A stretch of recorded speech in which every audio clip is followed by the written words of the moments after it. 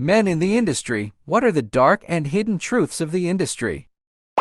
A friend of mine was a cameraman in the Valley for a company and told me that substance abuse was pretty rife, like the female talent showing up with empty liquor bottles in their cars. Another was just how tight it can be to be a cameraman sometimes, which he was. He specifically told of a scene he filmed where he had to get underneath the man getting blown and just globs of spit would fall onto his forehead while he filmed that part of the scene. It was just so engrossed to me, Lamau. I worked on one adult set, and bro, the smell ungodly. I'll never forget it. I dry heaved for about 20 minutes and couldn't go back into the room. Something deep was unlocked. I worked on one set of one movie in college. It wasn't, but we had a 3-day shoot at a strip club for part of the storyline. The smell just in that club was dank and rank, as it was a really seedy dive with an even seedier motel attached to it. I can't imagine the smell on set of where you were. That whole shoot was awful. I got to know a lot of the girls, and so many of their stories broke my heart. Plus, there was a literal cat fight over who would get to be topless or full naked. The directors let it go on and on and on before intervening because it was clear they enjoyed it. It was depressing as all get out. I have a friend who was a sheltered housewife for decades, then became a widow and went down a spiral of meth and bad men. She's always asking me for advice, and I've told her no or don't do it so many times I lost count. She was a cleaner at a music studio, and the owner asked her to have with a guy on film for $500. She told me about it, and of course I told her no. She told me she needs some money for rent, so I told her to make sure he pays her upfront. Of course now there's a movie of her and some guy on the internet that she was never paid for. All those shower scenes are super cold. We're freezing out asses off in there because otherwise the camera lenses and equipment would be dead from the steam. I'd imagine the hot water tank required for a few hours of hot water would be the size of the garage as well. That's funny. I wonder if that's why most studios operate in warmer climates. Any idea of the actual temperature? Whenever I see podcasters in LA and Texas advocating cold showers, I wonder about how cold their pipes could even be. In Canada, a cold shower in January can be frigid and take the air out of your lungs. It's Ed. Can the showers in LA get that cold? Trimix use is rampant. So many injuries cause of suspensory ligament division. If you can't come on command, you're pretty much never gonna get a job with a larger studio. I don't know about the other studios, but pretty much any shoot in Burbank is at a rented property. The whole place ends up smelling like sweat and if anal is being shot. Also, as a male performer, the real money is in gay content, and the more S inside you, the more you get paid. Most guys want to do hetero, and it's way more competitive and less money even if you get in there. In fact, most straight male performers get their start in gay, and unfortunately most of us wind up getting stuck and literally ed for years. I'm friends with a director here in Japan. The industry is a mess right now, to a point where production might become illegal in the future. Here's are some of the problems that the industry is facing. Loss of revenue from online pirating. Severe labor shortage, which is only made worse by needing to work longer hours for lower pay. There's only really a handful of male actors left in the industry. New laws requiring a mandatory cool-off period after a shoot to allow actors to change their mind and prevent their work from entering the market. While this prevents exploitations, it also means that people need to wait a long time before getting paid for the shoot. The above law is forcing actors to go underground, where they are promised immediate payment but without all the safety and legal protection offered by legitimate productions. The government turns a blind eye to this because it's mission accomplished for them after passing law. So yeah, Japan might become like South Korea soon in that aspect. If you're subscribed to a high-profile star on OnlyFans, chances are you're not chatting with them directly. There is no way anyone has the time to chat with every single subscriber. There are social media management teams that handle this. I used to work in the industry, though my job was to edit videos into 45 seconds web ads and also do the subtitles. We work in a room with all the other editors, but beside us was a heavily guarded room. I was told that was where the talents do their live chats. We never saw the people working in that room till I had to work late and was able to catch them during their break. Turned out the talents were all gay men pretending to be women. Not a single woman worked in the chats, though the editing room had tons. This was before OnlyFans though. This was around 2004 or so.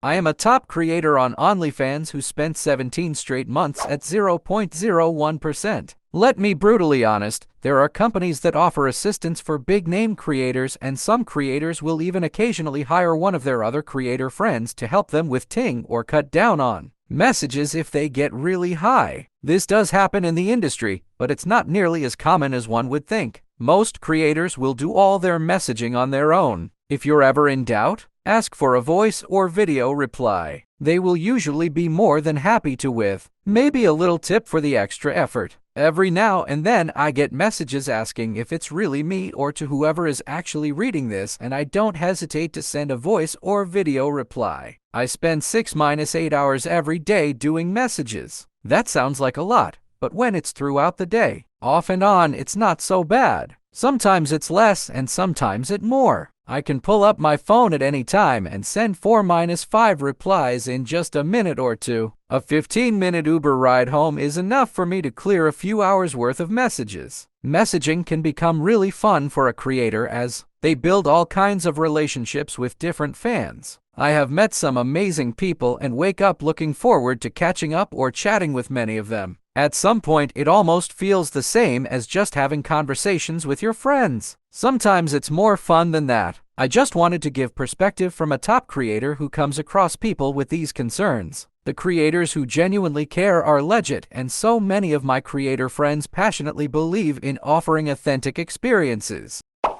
During college, I used to bounce for a lot of strip clubs that were frequented by a lot of early 2000s big-name stars in black. A few of them told me most of the becomes they took a pounding from were extremely painful. They just took the pain and focused on the check. And I wonder why those gigantic supercocks are mostly glorified as the ideal size that will bring the most pleasure. Like, I've always thought that there has to be too much of everything. Like, too small isn't good, but too big isn't any better. Yet you have 410F girls who believe real that prefer cocks larger than their thighs. Damn. It reminds me of Mr. Hands, former gay actor. You get paid more or less depending on what you're willing to do. The least amount is simply nude posing or jacking off on camera. The most one would get paid for is double penetration or being the bottom in an orgy. Also, a lot of gay actors aren't actually gay. They simply do it for the money, and they're on so many pills like Viagra and Blue Chew that they develop erectile dysfunction by the time they're in their 40s. Louis Theroux had a documentary years ago on one of the people he was following was a gay star. The guy was straight. The director was talking to Louis about the next scene and said they were about to do an industry sin by casting 2 straight stars to do a scene. Is that still a thing where they want at least one of the stars to be gay in the scene? Chews up its talent in some pretty cruel ways, man or woman. There's this thing called the Magic 8 Ease, or at least there used to be. 8 can last at least 80 minutes and still come on command, and can keep it up while at least 8 people just watch. Even with the Magic 8 Ease, dudes will never make the same kind of money as their female co-workers in straight. If you are a dude, you often need to do gay just to earn a decent wage. Fluffers aren't really a thing when sildenafil Viagra is cheaper. The amount of UL misconduct on set is bonkers. It's very common for experienced talent with no ethics to take advantage of new talent before or after a scene to show them the ropes. Working in period S up your personal dating life, even if you are an accountant or marketing. Just mentioning that you work for company makes people very leery about dating you. You are almost entirely restricted to dating in the industry, which is when you are just an accountant trying to get by. I did work in the industry for a very brief period. I was an equipment manager for one of the production houses. I did not date any models, but I did date in the industry. I mostly just received inventory, but I also was in charge of loaning out assets like cameras, audio recording gear, lighting, etc. We would order gear, and it was my job to receive it, tag it, put it into inventory, then check it out for use. I knew a dude worked in the Japanese industry. He said that often due to the pixelation there wouldn't be penetration, and for the money shots the guys would often hold a tiny hose on their Johnson with fake semen being pumped from off camera. Most of the shoots do have penetration. Sometimes they can't be bothered to try to find flesh-colored condoms, so it'll hella stand out in some scenes if they don't penetrate. The fake semen thing happens. It's not particularly rare, but I'd still say it's an uncommon practice. Anytime it starts to take too long, out comes the squeeze bottle, especially in butt cake. Too many random dudes who jumped at the chance to be in a video, but can't get past the stage fright. That's why you'll generally see the same like 9 dudes in every single production.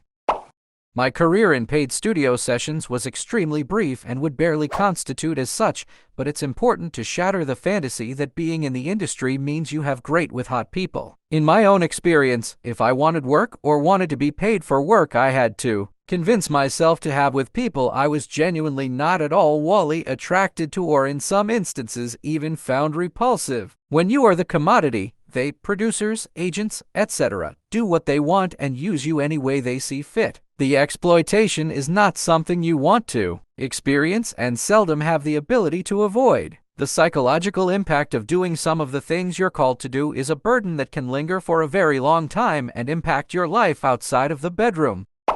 Mobile games make more money than either PC games or console games. In 2022, mobile games reportedly made over $92 billion, which was more than PC games and consoles games made combined. Why does this segment make so much money? Because the small percentage of mobile game player who do spend money spend a lot of money. These customers are referred to as whales, and they can spend many hundreds or even many thousands of dollars on a single mobile game. The same concept applies to, I'm sure, a majority of people who watch spend very little or nothing at all. But the whales are what make the industry a billion-dollar industry. Cam sites are part of the industry, and that's where I suspect a lot of whale dollars are spent. Same goes for OnlyFans. I spent a year doing amateur to get through college, and then full-time for a while cause I dropped out. I didn't like the weird water cooler relationship I had with the actors and crew, mostly cause acting so casual afterwards was just really awkward for me. What ended up drawing the line to the dark side for me was being recognized in public by a teenager who said I was one of her favorites and that she needed a boyfriend my age. I was 27. While I'm not sure where in her teens she was, she looked 16-17 and her mom seemed a bit, I don't know how to say this, but cash me outside older adult. This really got in my head. Some of the videos I had done were 18 barely legal, but the actresses in my case were actually closer to my age and just looked young. I couldn't get it out of my head that the teens that watch this stuff, cause you know they do use it to normalize inappropriate relationships. They aren't always able to separate the entertainment of it from what's actually okay. I felt this made them vulnerable to predators and just couldn't do it anymore. I quit soon after. I didn't want to be complicit. As dumb as that sounds. Upside though, the experience made me want to be better in general, so I went back to college and graduate at the end of this semester. Former male stripper here. If you're approached to do some modeling shots, nude or otherwise, check to see if the photographer is legit, who has published with legit sites and publishing houses, versus someone who just wants to get you alone for some personal spank bank material, and go to any shoot with a friend or someone you trust and make sure they're allowed in the studio. I knew a guy who was paid for a nude modeling shoot. He went alone. The ersatz photographer gave him a drink that was laced and took advantage of him. Paperwork, paperwork, paperwork. Make sure you have some type of legal protection over your image and the photos taken of you, and compensation or exposure, if that's mutually agreed upon. My ex makes good money from OnlyFans. It is sketchy as, lots do everything by the book, keep IDs, test regularly, have contracts, pay taxes, do safe meets, etc., but there are many who don't. The site changed their rules a couple of years ago in an attempt to ensure that everyone featured was of age and consenting. It essentially meant to feature in a video you had to have your own OnlyFans account and be verified by them. Because of it, he had to remove a few videos because some wouldn't agree to join. He was contacted by a reasonably well-known creator who offered to make that all go away. They blur the videos and then have another creator claim that they are in the video. My ex reported this to OnlyFans and supplied proof of it happening with messages and videos that tagged multiple creators in videos that clearly are not them, and it was ignored. What it essentially means is that there are countless people who have no idea they have been recorded and used in this way, being exploited for cash. The doxing is also very weird. I was in one video with my ex, consensually, and we did everything right. My Tattoos were covered up, my face was obscured, we didn't use names, and he has a pseudonym. Despite that he was identified probably by someone he filmed with, they gained access to his social media, found a picture of us together at a gym event, blew them up alongside grabs from the video and mapped our ing moles and doxed him and me. Only knew it happened because one of the ers couldn't resist messaging me on Instagram to tell me he knew my secret. They are ed up. There's also a massive issue of Yule assault. My ex is a strict top while being filmed, but he's gone to a collab where everything has been pre-agreed, and he's turned up and there's 3 guys who want to film a different scene entirely. There's this idea that the studio system was exploitative and self-publishing. Content creators have taken the power back, but the simple fact is that it still can be abusive and you can still end up watching someone being abused. Not in the industry anymore, but did some real amateur for about a year when I was in college for extra money. The only dark truth I can recall was that they expressly stipulated that the advertised compensation was only for men who were willing to do some scenes. The MF scenes only paid about 45% of the advertised compensation. I'm bi, so it wasn't a big deal, but just know you'll have to be okay with action if you want to make the good money. I mean, there was also the encouragement of stacking amphetamines and sildenafil to enhance erections and keep it hard, so the fluffers didn't have to bounce around in progress scenes as much, but I always figured people assumed that anyway. As a male content creator, the only dark things I've experienced have been unreliable, unstable talent. Women deal with a lot more BS in the industry than we do. A couple interesting stories since we're on the topic. I showed up one day to film a scene for another independent guy. I wasn't in the scene this time, I was just filming for him. It was gonna be a B or G scene, and the girls had done a gram scene before I got there. When I arrived, one of the girls was in the bathroom forever and I could hear her crying. They eventually told me that during the gram scene, the glass dildo they were using literally broke off and was stuck in her. They got it out without needing to go to the hospital, but I imagine she was crying from pain and embarrassment. This isn't really a dark story, but memorable for me. I did a scene with a decently known female talent. The whole scene revolved around a facial. It's how it was going to be marketed and was the main draw. Before we filmed the scene, she went on a 10-minute tirade about how much she hated cum. Then after the scene, after taking one from me, she went on for 20 more minutes about how much she hated it. It was just awkward for me. She held up okay during the scene, but I just don't know why she continues to do facial scenes since she hates them so much. Honestly, probably cause it would hurt her bookings. Ex-tech guy for a third-party filming props company. If I can add anything that hasn't being said already, could be never being able to really like anyone or be friends with. Not that I haven't crossed anyone truly nice, but the mix of drugs, other psychology baggage that most of the workers carry, not only actors. If you trust too much, when stuff kicks in, they start messing up with equipment and push a bit the boundaries. I was young but shy, focused on keeping myself professional and never let myself being dragged in their lifestyle. This eventually backfired on me. When there's new clients, connections are important, and I was never able to. On the other hand, I got dismissed right before a project with more bodily fluids involved than what I was already familiar with.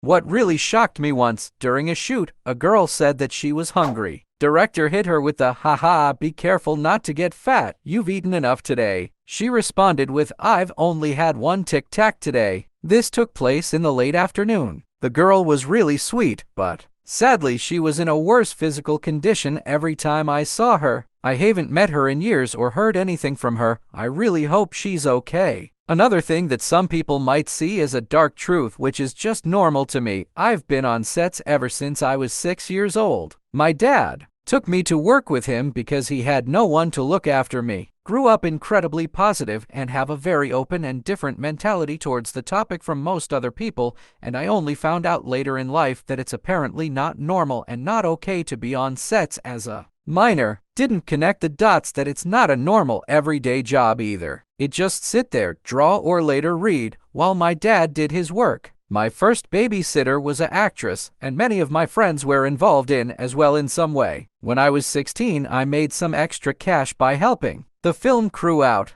I was the coolest guy at school, Amau. We did a shoot in a forest in Croatia once, camped there for several days, partied, got drunk, took drugs, Ed. One night, one of the camera guys asked me to follow him. He gave me an overall weird vibe from the start, especially since I didn't know him. It was his first proper job as a cameraman. So yeah, I was drunk. Of course I followed him. Into the woods. Alone. Just me and this creepy old camera guy. He showed me a tree that had fallen over. What do you think of that tree? Would be cool to incorporate it into a shot, right? Yeah, good idea. Let's ask the others. No, I thought we could just do it right now. You want me to film you on that tree? No, I want to film you pleasuring yourself. I noped out of their ASAP. Even drunk and high me could tell that making of a 16-year-old set assistant is a big no-no. I've always been super insecure and had a fear of showing my face in front of a camera, but eventually I gave in and starred in some photo shoots, always wearing some sort of mask or with my face out of the frame. I didn't care about getting recognized. I just hated myself that much. I was a spoiled brat with expensive hobbies. I never needed the money. I just had fun. My dad still does in his 50s now. I love him. He's been there for me when nobody else was,